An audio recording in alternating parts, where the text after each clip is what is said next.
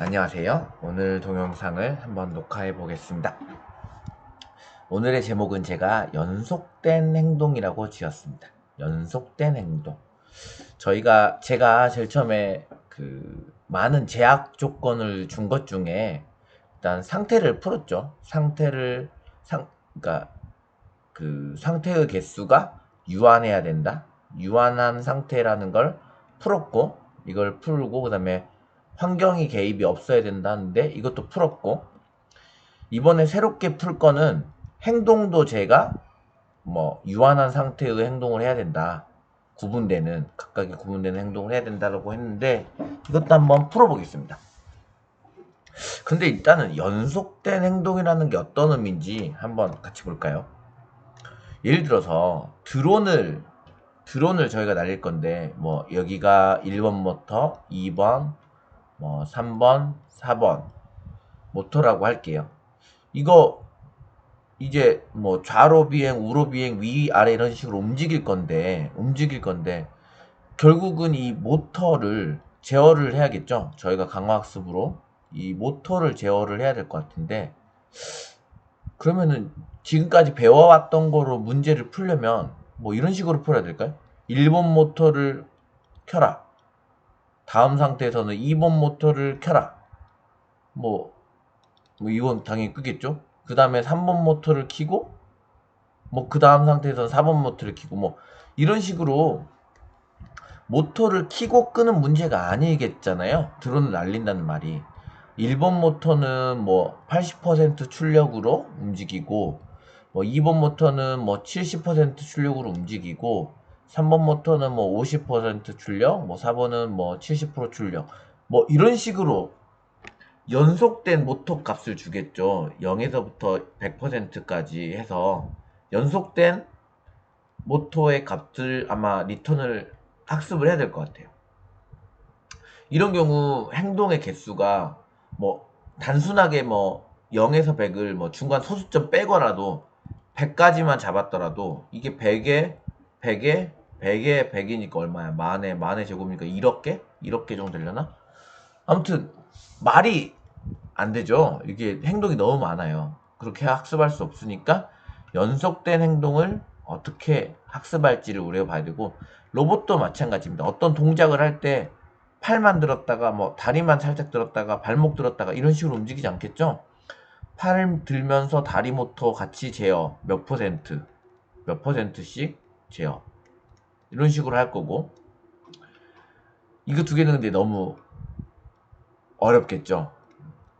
네, 이런 건 진짜 굉장히 어려운 환경이고, 이런 걸 학습시키는 건 굉장히 연구가 많이 되고 있는 걸로 알고 있고, 좀 어려워서 저희는 좀 쉬운 오픈 AI 짐에서 제공하는 새로운 환경을 볼 건데, 펜듈럼이라는 문제입니다.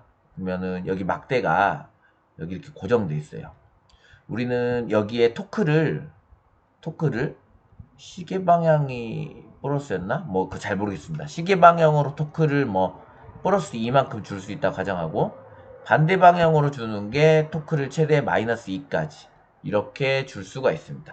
그래서 우리가 하고자 일은 이 막대가 이렇게 위에 서서 멈추지 않고 이렇게 딱 멈춰서 쓰도록 이 토크 값을 마이너스에서부터 플러스 2까지 연속적으로 조정을 해주는 태스크입니다. 이 환경을 같이 한번 풀어볼 거고요. 일단은 첫 번째로 우리가 할 수 있는 일이 뭐가 있는지 제가 곰곰이 생각해 보니까, 액션이 마이너스 2에서부터 2까지 연속적이라 그래서 연속적이기 때문에 우리가 가지수로 따지면 마이너스 2에서부터 마이너스 1.9999 마이너스 1.999998 이런 식으로 나오겠죠. 여기 전에는 1.9991 1.99992 이런 식으로 나오면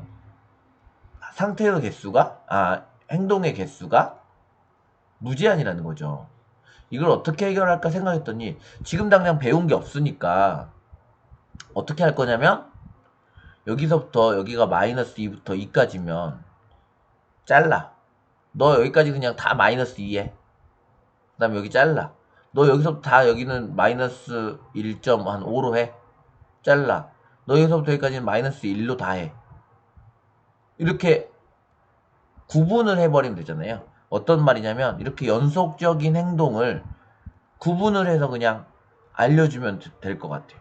이렇게 유한하게 자를 수 있으면 방금 이렇게 상태 액션의 개수가 굉장히 많은 경우는 당연히 안 되겠죠. 이렇게 자르는 게 좀 어렵겠죠. 하지만 이런 문제는 이 문제는 좀 액션이 딱 하나밖에 없고 마이너스 2에서부터 2까지니까 자를만 할 것 같아요. 이렇게 잘라서 한번 문제를 풀어보려고 합니다. 이렇게 문제를 한번 풀어볼 거고 이제 새로운 걸 배워야 될 것 같은데 이거는 제가 예제를 좀 이따 한꺼번에 보여드리도록 하겠습니다.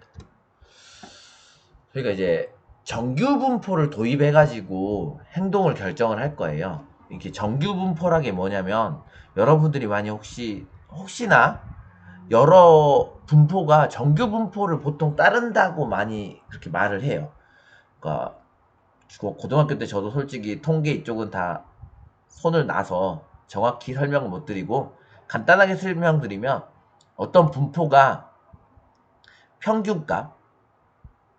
평균값과 얼마나 이렇게 멀어져 있는지만 알면 분포를 이렇게 그릴 수가 있다는 거죠. 확률 분포들을. 얘 같은 경우는 평균이 마이너스 2에서부터 해서 좀 여기 분산이 옆으로 퍼진 정도가 좀 크네. 얘는 평균이 0이고 뭐 옆으로 퍼진 표준 편차라고 하죠. 표준 편차가 좀 작은 애. 표준 편차가 작으면 이렇게 오므로들고요. 표준 편차가 크면 이렇게 멀어지는 이런 형태로 그림을 그립니다. 그럼 우리는 어떻게 할 거냐?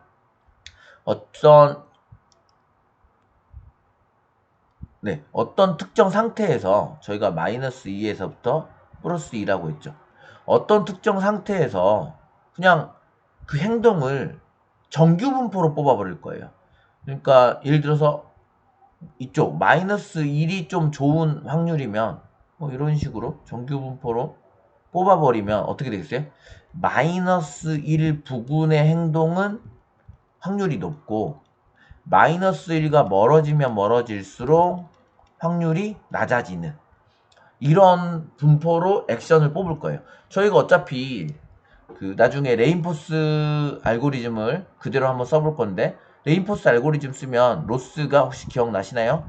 마이너스 로그 P에 받은 뭐 리턴의 합 이걸 리턴의 합이나 뭐 Q 뭐 이거 값을 곱해줬는데 이것만 기억하시면 되죠. 우리가 확률만 알면 지금 여기 이게 확률이거든요. 예를 들어서 제가 그린 이 그래프 보면 마이너스 1일 확률이 뭐 한 0. 지금 좀 작게 그렸으니까 한 0.5 된다. 그리고 2를 뽑을 확률은 굉장히 낮겠죠. 2를 뽑을 확률은 굉장히 낮습니다. 뭐 0.1 이런 식으로 뽑으면 됩니다.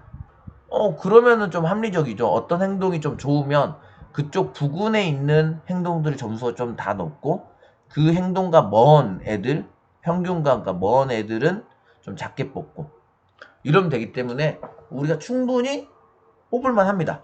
그리고 신경망에서는 무슨 값이든 다 뽑을 수 있다 그랬죠. 신경망에서는 우리가 여기 나오는 평균 값과 얼마나 벌어졌나 하는 표준 편차 이 두 개만 뽑으면 그래프는 알아서 그려질 거고 확률 분포를 그러면 우리가 액션을 예를 들어서 이걸 선택할 확률은 계산을 할 수 있다 이거죠. 이렇게 계산을 할 수가 있습니다. 쉽겠죠? 이렇게 해서 레인포스 알고리즘으로 한번 풀어볼 거고 AC 그래서 DQN으로 한번 풀어볼 DQN은 액션이 무조건 구분이 돼야 되거든요. 알고리즘 보면 알겠지만 어떤 내 행동이 몇 점인지 구분을 해야 돼요. 다. 그렇기 때문에 아까 말씀드렸듯이 이 행동을 구분을 해서 한번 학습을 한번 해볼 거고요.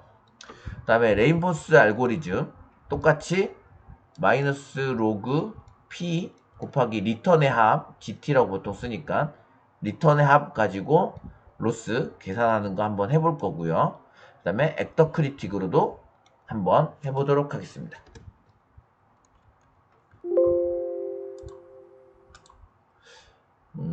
코드를 한번 볼게요. 같이. 일단 뭐 필요한 패키지를 이렇게 설치를 했고요. 보시면 알겠지만 이런 신경망을 지금 DQN 먼저 해보려고 합니다. 우리 여기 DQN 먼저 해볼 건데요. 똑같이 신경망 모델을 하나 만들었어요. 신경망 모델을 만들어서 이 모델이 나타내는 건 그 행동이 몇 가지가 얼마나 잘했냐 못했냐를 알아주는 건데, 행동을 제가 11개로 이렇게 했는데 11개로 한 이유는 11개로 한 이유는 여기 보시면은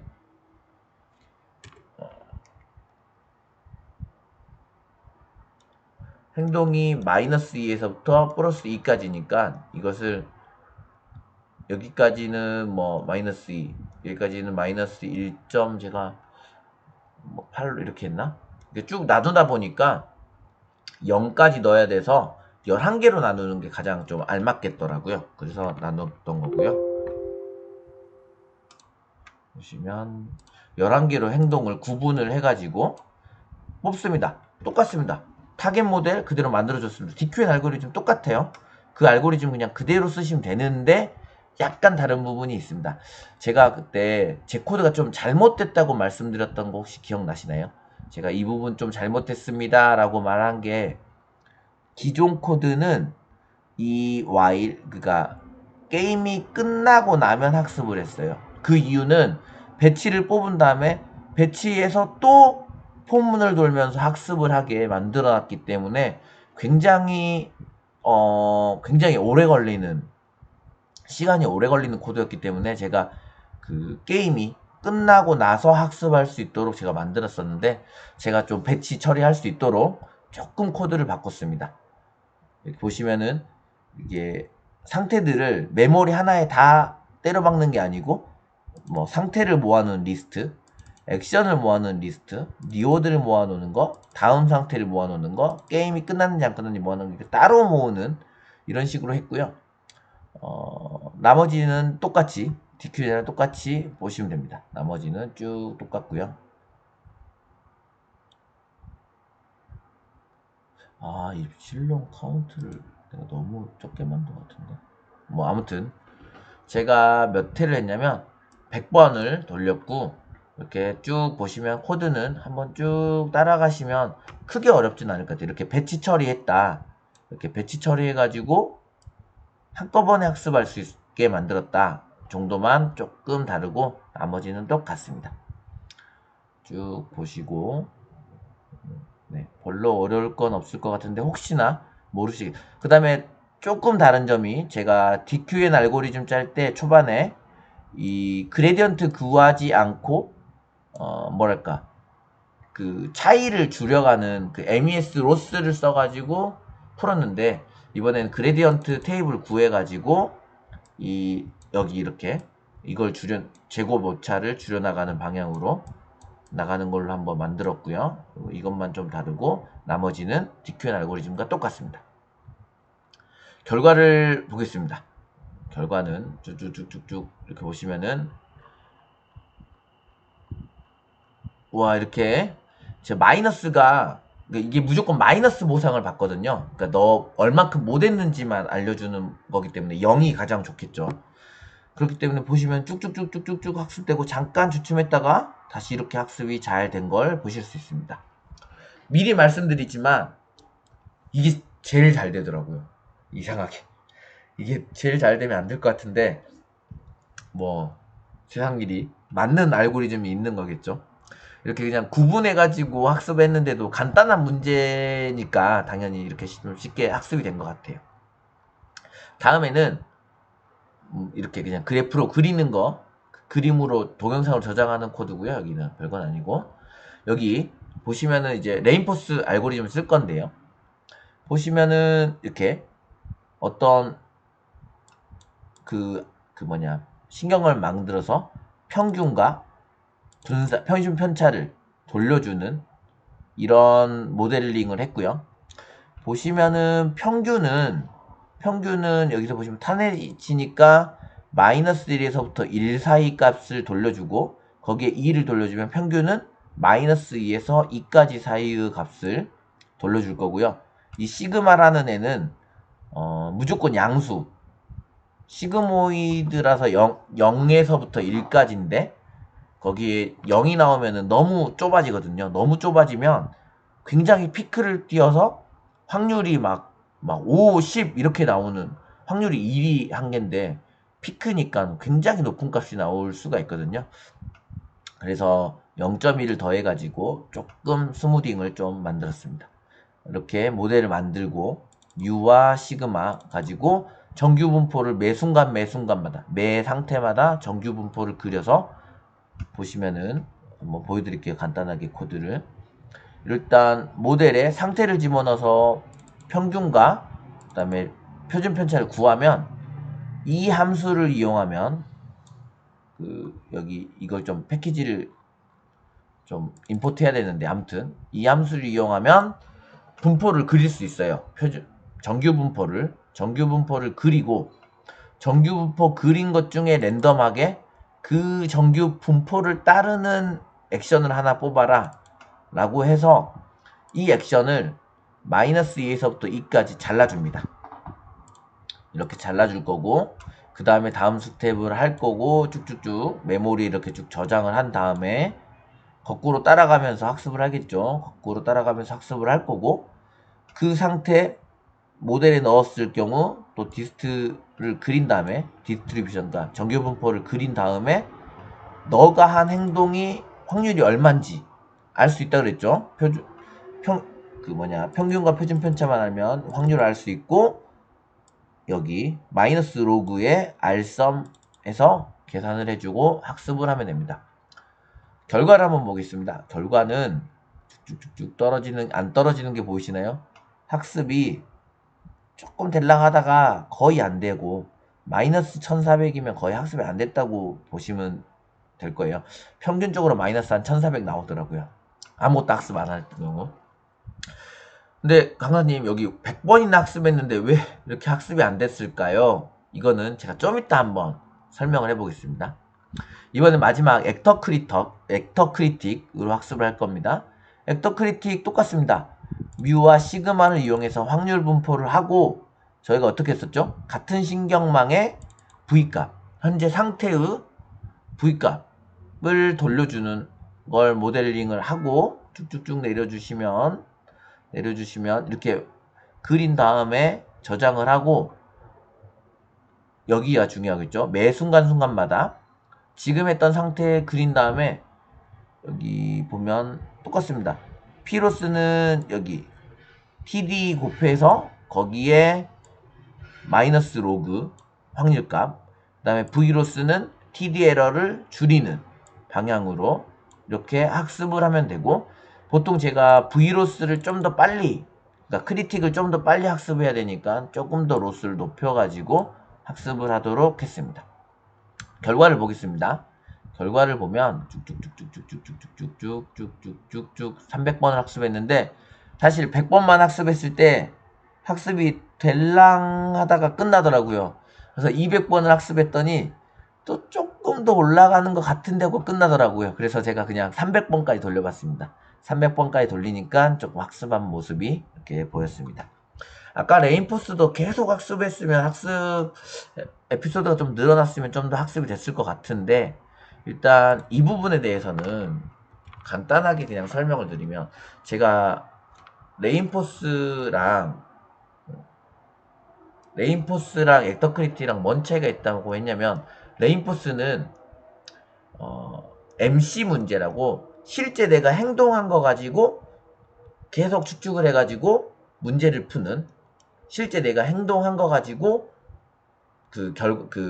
마이너스 로그에다 이 값을 곱했죠. 내가 실제로 해봤더니 이거더라 하고 던져주고 액터 크리틱은 저희가 TD를 쓴다고 했는데 TD라는 게 내가 여기 현재 상태에서 다음 상태가 됐는데 이 보상 하나만 실제 값이고 여기를 예측을 또 한다 그랬죠. 아, 보상 이 정도 받고 다음 상태에서 보상 얼마 받을 거야 라고 또 예측을 하고 또 예측을 하고 예측을 하고 이런 식으로 학습하는 게 TD라고 했는데, 제가 잠깐 지난 시간에 말씀드렸지, MC면 베리언스가 높다 그랬죠. 베리언스가 높고 TD일 때는 바이어스가 높다. 베리언스는 좀 작은 대신 바이어스가 높다고 했는데, 학습이 잘 되는 건 바이어스가 낮은 게 학습이 잘 된다고 했어요. 왜냐하면 이 문제를 혹시 좀 자세히 한번 들여다볼 게 있는데, 우리가 카트폴일 때는 레인포스도 학습이 잘 됐죠. 카트폴일 때는 학습이 잘 됐는데 왜 펜듈럼 문제, 왜 이렇게 펜듈럼 문제일 때는 학습이 잘 안 되냐 고민을 한번 해봐야겠죠. 저 나름대로 결론을 내린 거는, 이 얘는 잘못한 행동을 하면 결국 죽어버립니다. 게임이 끝나버려요. 그렇죠. 게임이 끝나버립니다. 근데 얘는 내가 잘못한 행동을 하더라도, 보시면 알겠지만 200회까지인가 300회인가 기억은 잘 안 납니다. 솔직히 계속 합니다. 계속 해서 너 마지막에 잘했냐 못했냐를 알려줍니다. 이렇게 내가 잘못한 행동했을 때 바로 깨꼬닥하고 죽어버리면 뭐 MC라도 잘 찾아낼 수 있는 것 같아요.